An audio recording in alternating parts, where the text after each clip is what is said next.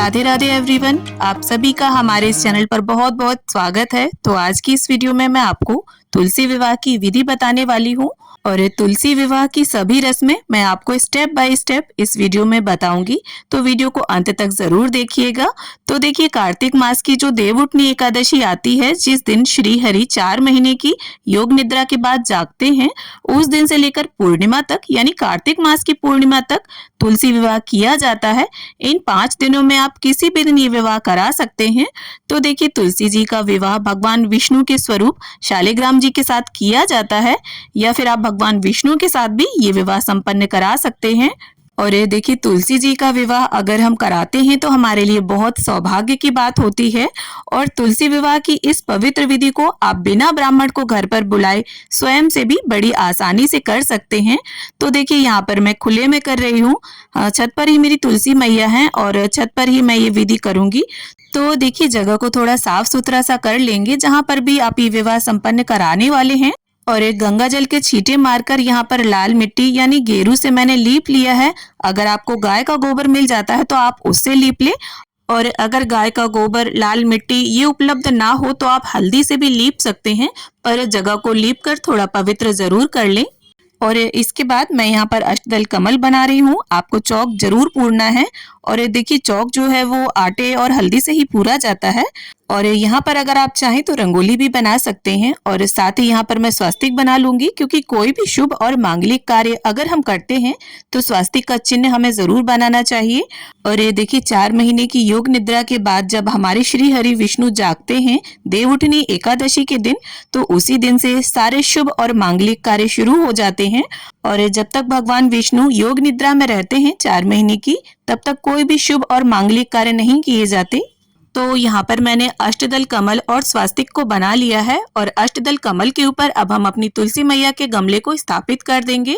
आप देख सकते हैं यहाँ पर मेरे पास रामा तुलसी हैं, और तुलसी जी आप देखिए, रामा लें या श्यामा लें, कोई भी ले सकते हैं, पर बहुत ज्यादा नन्हा पौधा, बहुत छोटा पौधा आपको नहीं लेना है, और ना ही बहुत ज्यादा पुरानी तुलसी मैया होनी चाहिए। बीच की जो तुलसी होती हैं, जिनमें मंजरी आ रही होती है, वो तुलसी जी हमें लेनी है। और इसके साथ ही देखिए, विवाह के लिए लाल रंग जो है वो बहुत ही शुभ माना जाता है, तो यहाँ पर लाल रंग की हम चुनरिया उड़ा देंगे तुलसी मैया को। अब इसके बाद हमें एक चौकी या पटा लेना है, और स्वास्तिक के ऊपर उसे हम स्थापित कर लेंगे। और देखिए, भगवान विष्णु का, शालिग्राम जी का पीला रंग जो है वो पसंदीदा रंग होता है, तो यहाँ पर उनका पसंदीदा पीला रंग का वस्त्र हमने बिछा दिया है। और इसके बाद फूलों का आसन देते हुए प्रथम पूज्य गणपति जी की हम स्थापना कर लेंगे, उन्हें विराजमान कर लेंगे। अब देखिए, तिल का या गेहूं का आसन देते हुए हम कलश को स्थापित करेंगे, क्योंकि विवाह जैसी विधि को संपन्न करने के लिए सभी देवी देवताओं की उपस्थिति अनिवार्य होती है। तो यहाँ पर पीतल का कलश ले लिया है मैंने, स्वास्तिक बना लिया है, उस पर कंठ पर मोली बांध ली है, पंच पल्लव लगाकर पूर्ण पात्र गेहूं से भरा रख लिया है। कलश के अंदर गंगा जल, सिक्का, सुपारी, हल्दी की गांठ, थोड़े तिल डाल लें आप। और मैंने यहाँ पर दीप कलश स्थापित किया है। अगर आप चाहें तो श्रीफल रखकर श्री कलश की भी स्थापना कर सकते हैं। अब इसके साथ ही दीपक को प्रज्वलित करके फूलों का आसन देते हुए, भगवान विष्णु का फोटो है मेरे पास, तो मैं उन्हें विराजमान कर लूंगी। और इसके साथ ही देखिए, शालिग्राम जी को भी हम यहीं तुलसी जी के गमले में स्थापित कर लेंगे, फूलों का आसन या तिलों का आसन देते हुए। अब इसके साथ ही यहाँ पर अगर आप चाहें तो गन्नों का या फूलों का मंडप भी बना सकते हैं। अब इसके बाद हमें सीधे हाथ में थोड़े से तिल और फूल लेकर ऐसा संकल्प करना है कि हे प्रभु श्री हरि नारायण महारानी तुलसा, हम आपका विवाह संपन्न करवाने जा रहे हैं। सभी देवी देवताओं से, गणपति जी से ऐसा अनुग्रह है कि निर्विघ्न इस विवाह को संपन्न करवाने में हमारी सहायता करें।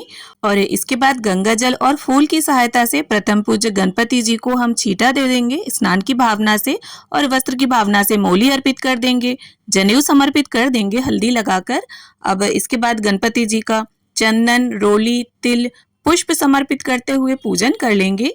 तो यहाँ पर मैंने गुड़हल का पुष्प अर्पित किया है, आपको जो भी पुष्प मिल जाए आप वो अर्पित करें। अब इसके साथ ही श्री हरि को, शालिग्राम जी को गंगा जल और फूल की सहायता से स्नान की भावना से हमने छींटा दे दिया है और वस्त्र समर्पित कर दिया है। तो यहाँ पर पीले रंग का वस्त्र अर्पित किया है मैंने। और इसके बाद जनेऊ समर्पित कर देंगे, तो हल्दी लगाकर आप जनेऊ समर्पित करें।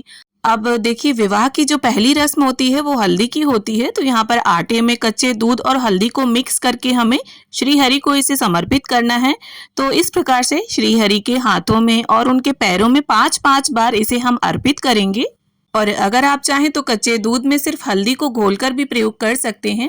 अब इसके बाद उसी हल्दी को हमें तुलसा माता को समर्पित करना है। तो इस प्रकार से उनकी शाखाओं में, पत्तियों में हम इसे 5 बार अर्पित कर देंगे।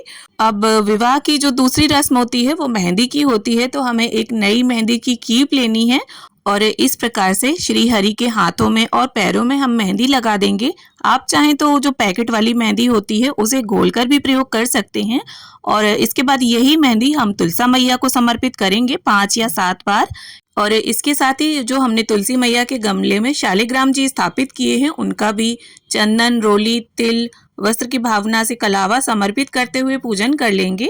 अब इसके बाद देखिए, वरमाला से पहले हमें तुलसी मैया को और श्री हरि को इत्र जरूर अर्पित करना है, क्योंकि इत्र जो है वो भगवान विष्णु को अति प्रिय है।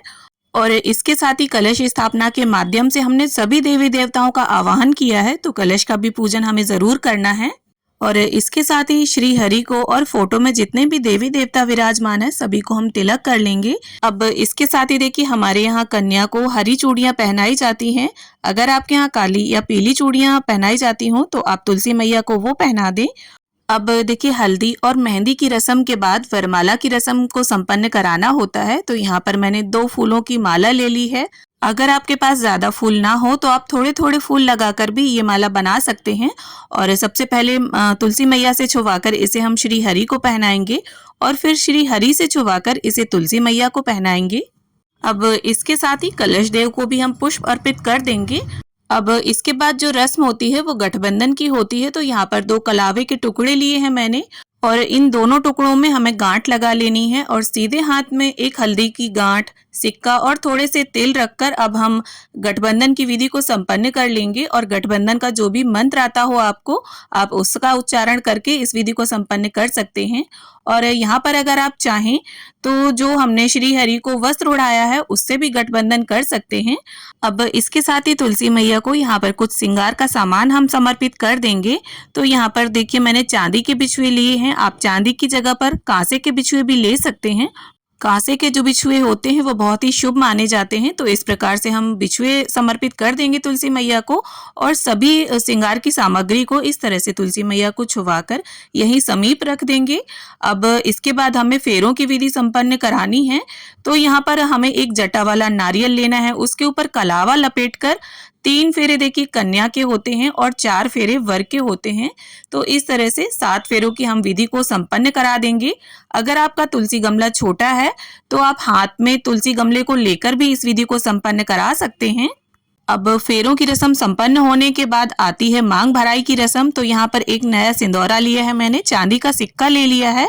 आप नॉर्मल 1 रुपए का सिक्का भी ले सकते हैं और इस तरह से सिक्के में सिंदूर रखकर श्री हरि के सीधे हाथ यानी राइट हैंड से छुवाकर हम तुलसी मैया को इसे 5 बार लगा देंगे, 5 बार उन्हें समर्पित कर देंगे। और देखिए, इस सिक्के को हमें दान कर देना चाहिए। तो यहीं समीप ही हम इसे रख देंगे श्री हरि के। अब मांग भराई की रस्म संपन्न होने के बाद हमें मंगलसूत्र पहनाने की रस्म को संपन्न करना है।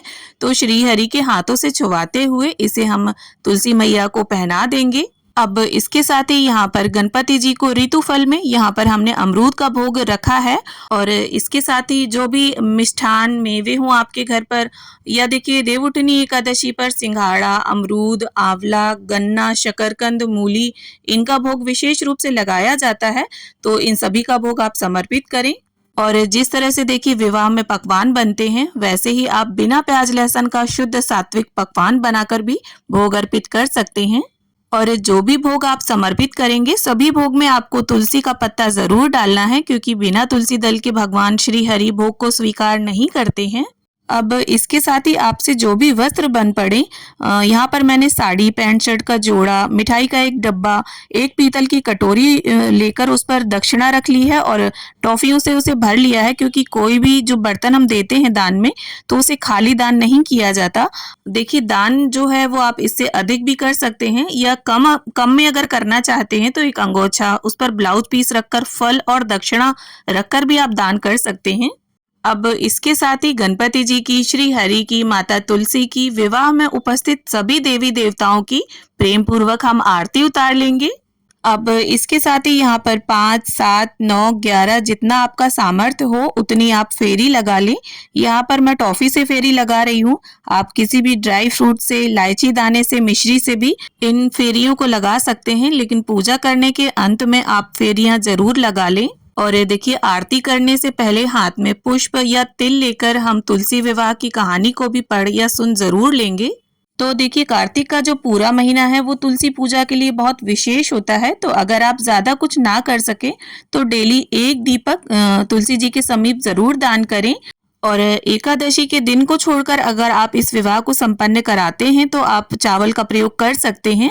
अब इसके साथ ही 3 बार चौकी के आसपास जल घुमाते हुए हम पूजा का आचमन कर लेंगे और हाथ जोड़कर भगवान श्री हरि से, माता तुलसी से ऐसी प्रार्थना कर लेंगे कि हे प्रभु, जाने अनजाने अगर इस विवाह को संपन्न कराने में हमसे कोई त्रुटि, कोई भूल हो गई हो तो कृपा करके हमें क्षमा करें। तो इस प्रकार से तुलसी विवाह की ये विधि संपन्न होती है। मुझे पूरी उम्मीद है आप सभी को तुलसी विवाह पूजा विधि का ये वीडियो जरूर पसंद आया होगा।